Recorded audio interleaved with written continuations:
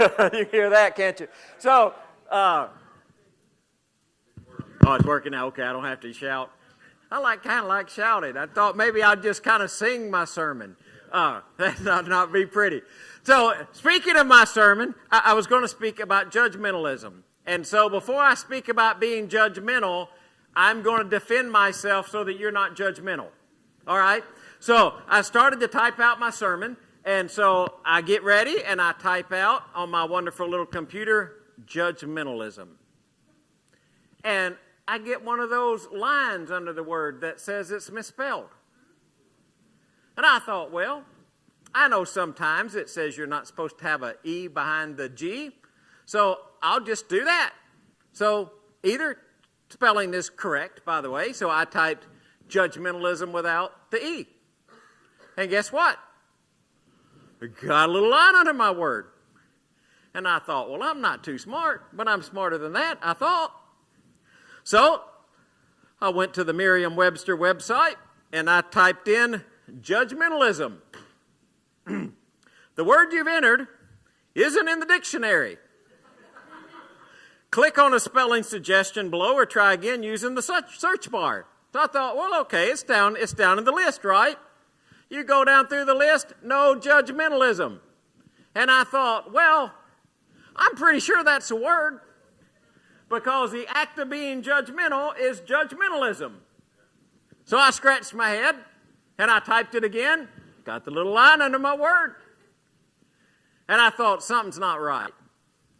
So, in my defense, I went to the Oxford English Dictionary. And guess what? Judgmentalism is a word in the Oxford English Dictionary, but it's not a word in the Merriam-Webster Dictionary. So in case you're being judgmental and saying, he's speaking on something and that ain't even a word, I want you to know it really is a word, all right? And it really messed with my mind for just a little bit. So that word is actually a word, just in case you ever need to know. Because I kept trying to write a sermon on being judgmental without using the word judgmentalism, and it just wasn't working for me. Judgmentalism. The act of judging. If there is a word that most people know, a verse in the Bible, most people can quote, "Don't judge. You're not supposed to judge me." Now, I will let you know that I have been guilty of using that myself. But if somebody's criticized, or if somebody's rebuked, or if we say something about somebody, sometimes they'll say, well, you're not supposed to judge. It says in the Bible, do not judge, and you're not supposed to judge me. Don't you even know what Jesus said?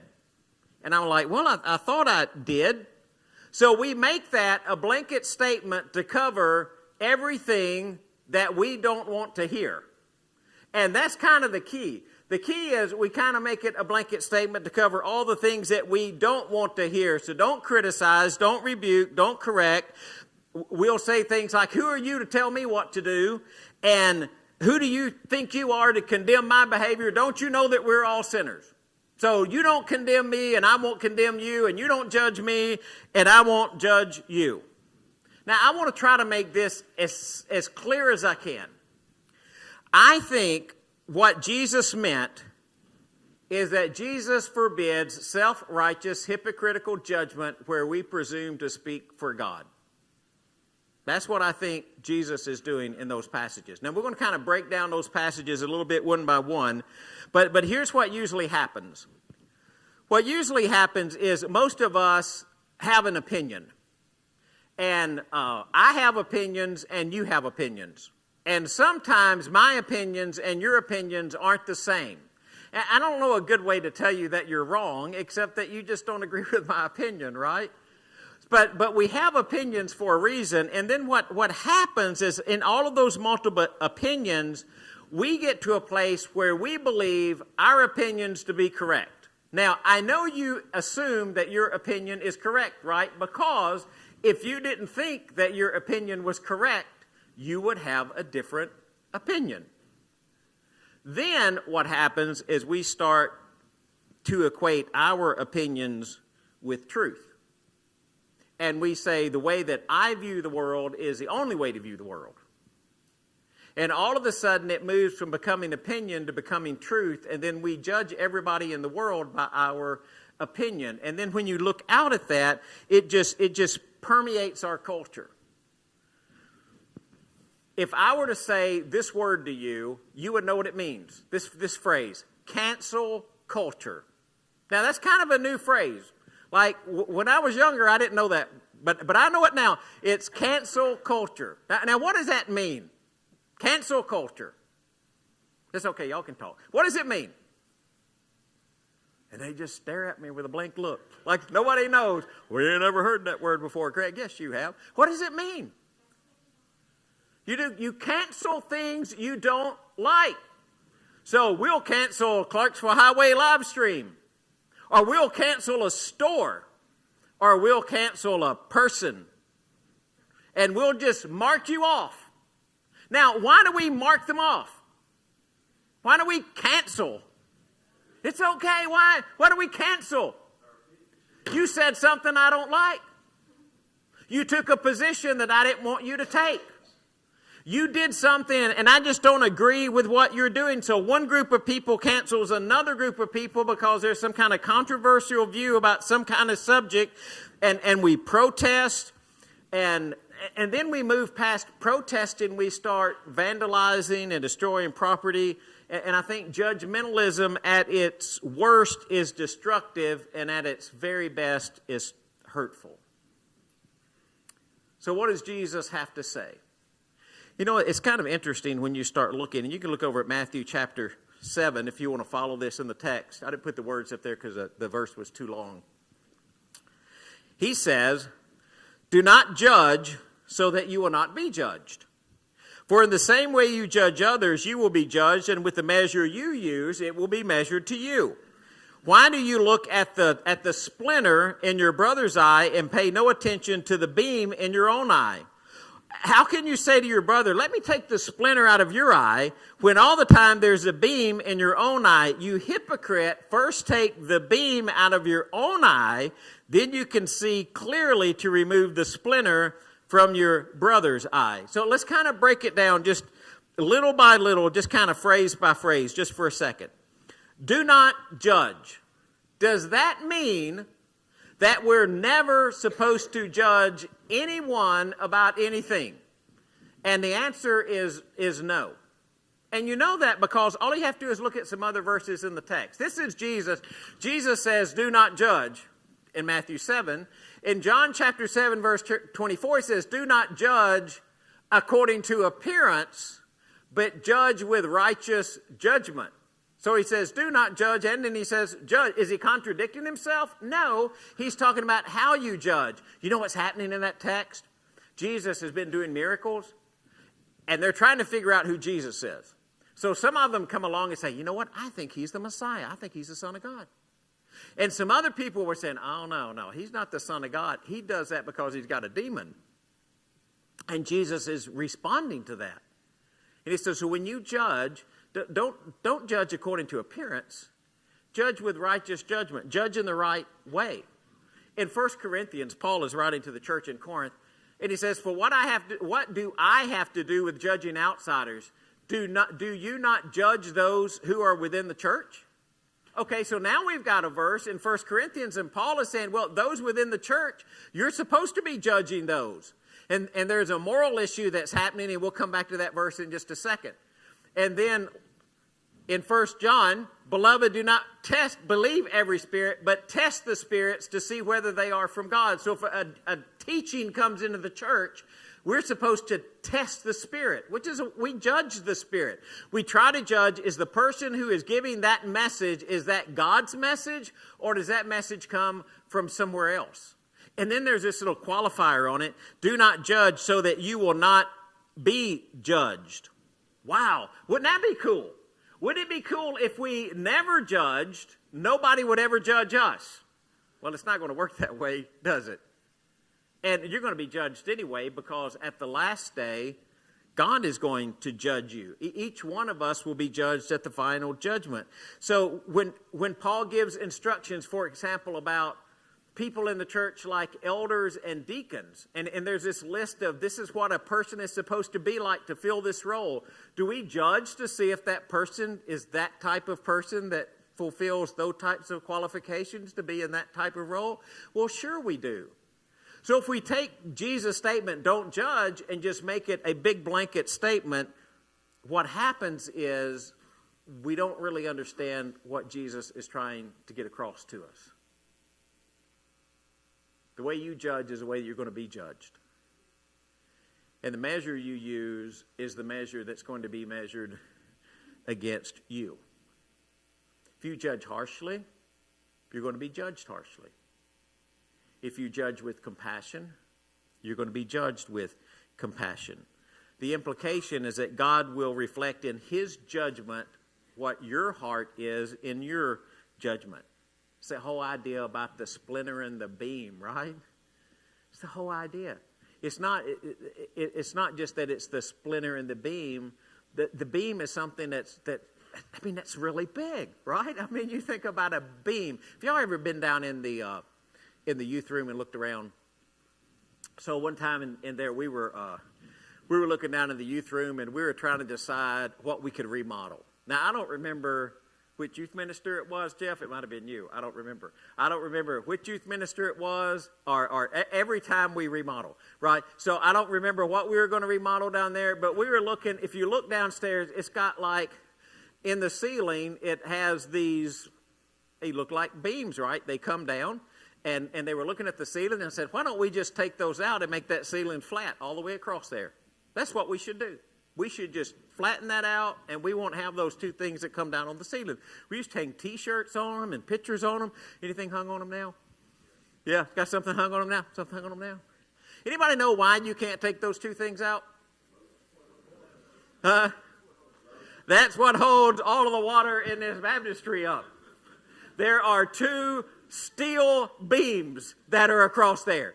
Now, I'm sure we could move them, but I'm pretty sure it's going to cause a fairly significant problem if we take those out. And when they put them in, they put them in. It was like when we started to bust the concrete up out here. Y'all remember when it was going to bust the concrete up? We got here with sledgehammers. We started hitting that thing, and we weren't making much progress. And so Charlie Yerta brought some jackhammers out, didn't you, Charlie? Boy, I tell you what, I never want to get a hold of one of those things again in my life. Like to jarred me to death.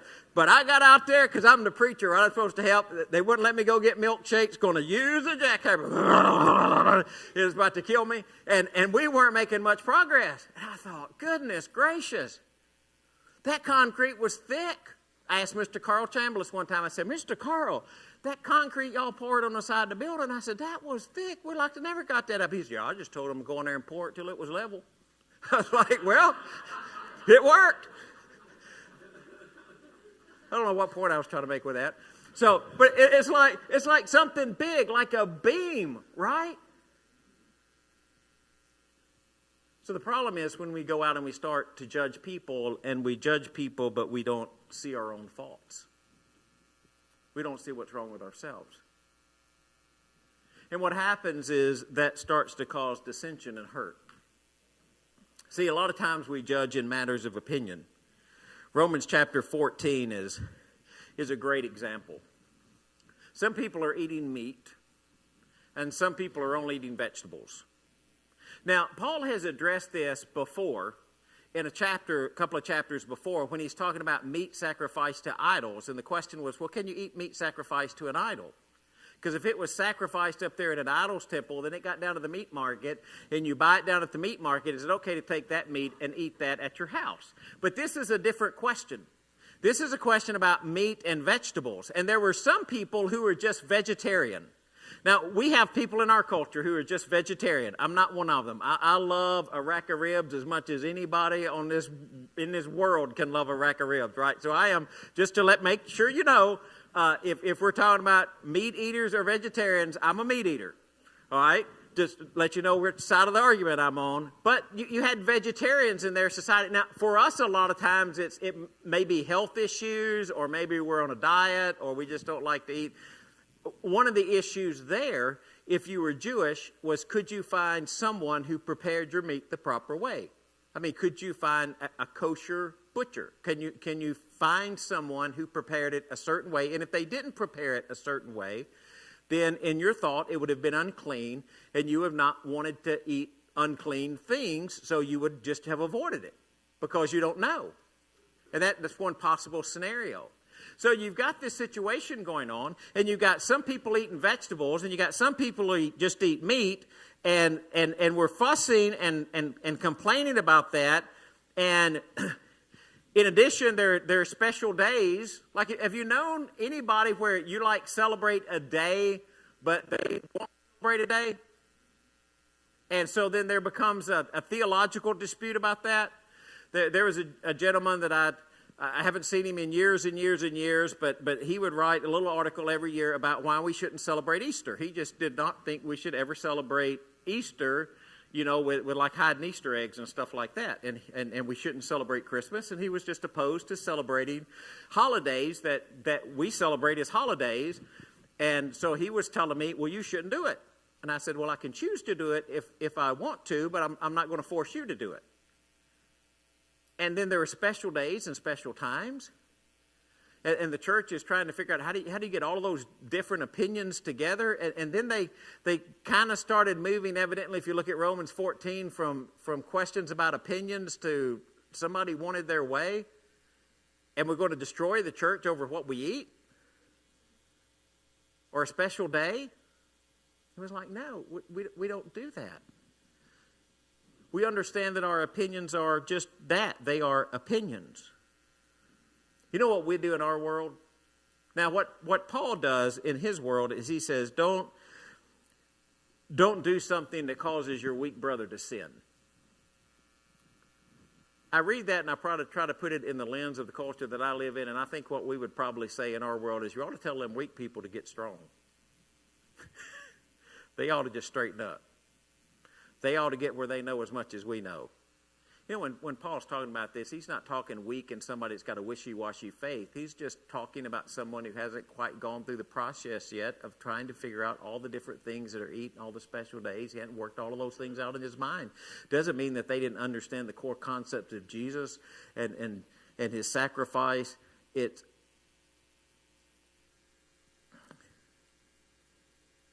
were just struggling with how they put that in our world, just like we would. Just like we would. Let's just suppose, not advocating anything here, don't draw more out of it than just an illustration. Let's say that we were going to change something significant in our worship. We were going to change the way that we do communion. I don't know what that would mean, but we're just going to change it. We're going to change the way we do song leading from now on, Fred. We're not going to have a song leader. So what we're going to do is we're going to get in here, and if somebody has a song, they're just going to sing, right? And so somebody's going to start us off with a song, and then while we're singing that song, somebody else is going to think of another great song, and when that song's over, they're just going to start singing their song wherever they are, and when that's over, somebody else just going to start singing, and we're not going to have a song leader. Reggie is going to become so fast on the computer that as soon as somebody starts singing, he can throw that thing up on the screen that everybody can see it, and we're just going to kind of sing by committee. Now, is that biblical? Absolutely. Absolutely biblical. Would some of us kind of shake our head and think, what in the world are we doing now? Yeah, probably, most likely. Can't keep up with nothing. Now, it's okay as long as we don't sing 2 songs at a time, all right? But you got things where we're accustomed to, then somebody starts to change it, and then there are opinions that start to surface about that. Instead of becoming judgmental, telling people what they should or shouldn't do, how should the church respond? And this is what Paul says.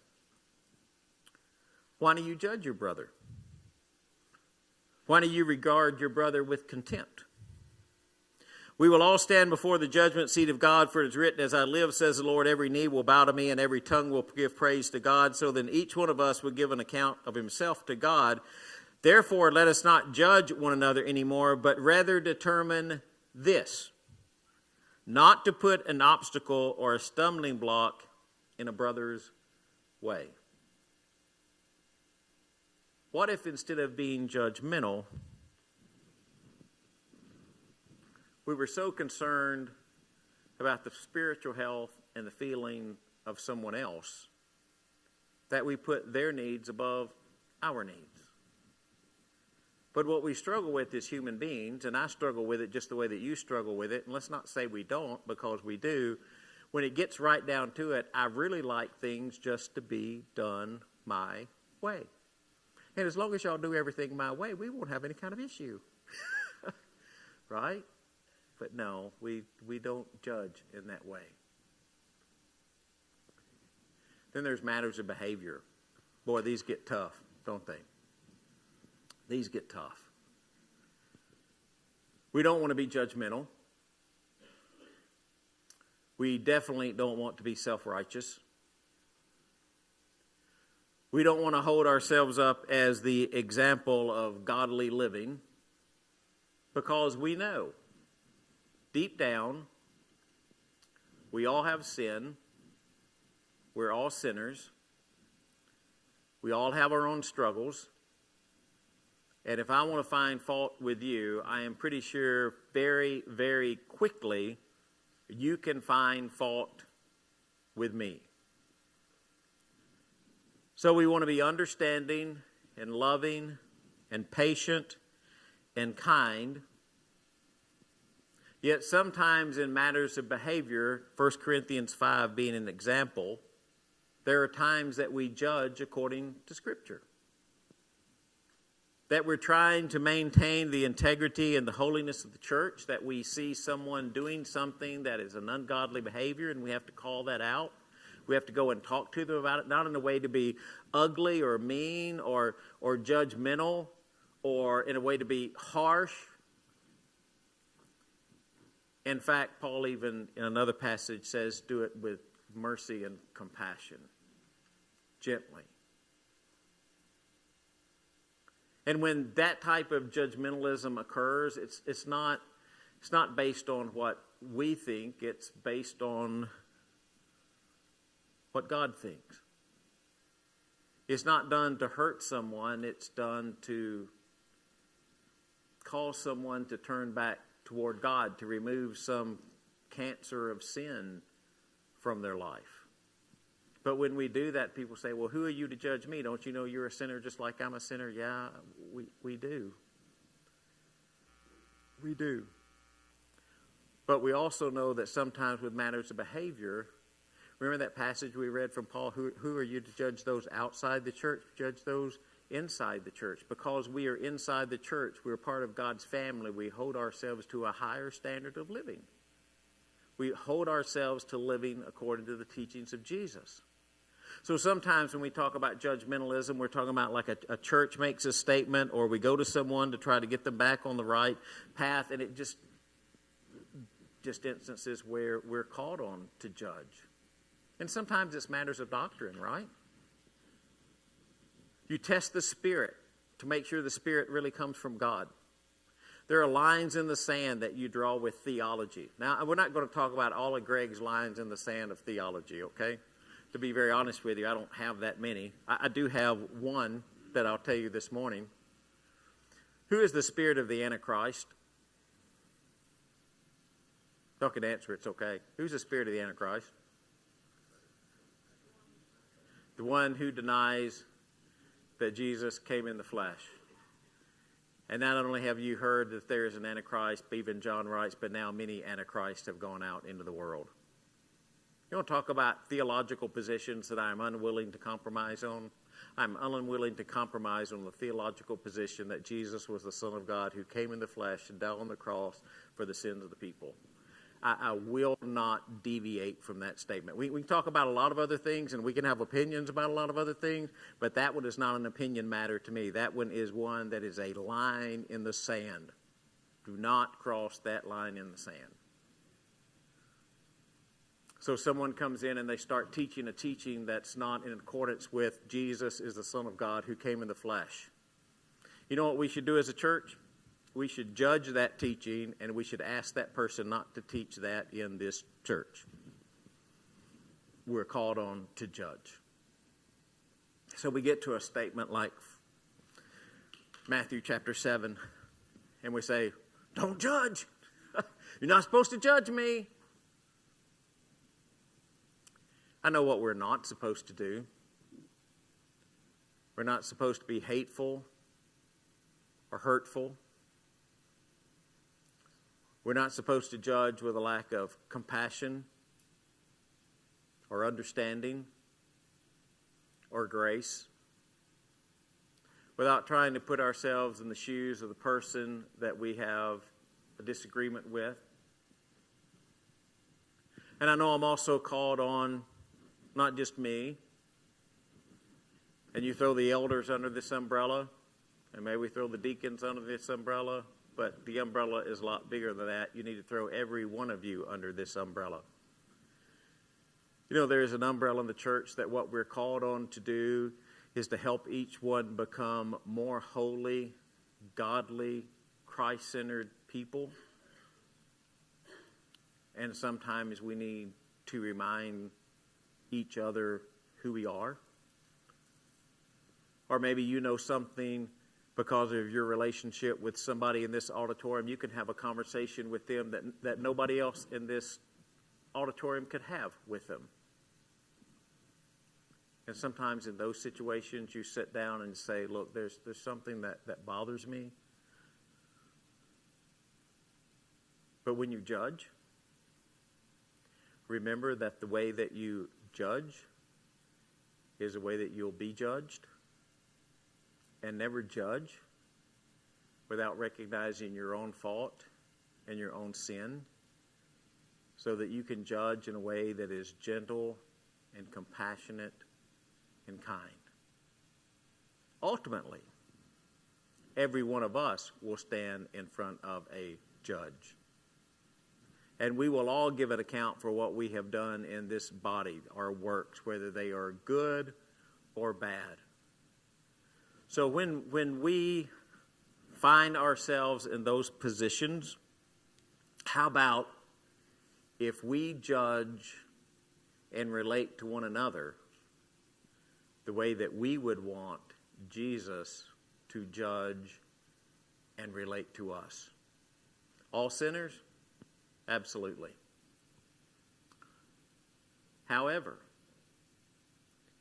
in God's sight, holy, pure, righteous, clean, without fault, not because of my own work, but because of what Jesus did on the cross for me. So I would close this by saying, I hope that you are in a position in life that you will never fear standing before the ultimate judge, because the ultimate Savior has paid his price, has paid the price for your sin. And if you're not in that relationship with God, won't you find it today? Repentance, confession, baptism, dedicating your life to God. Do that while we stand and sing.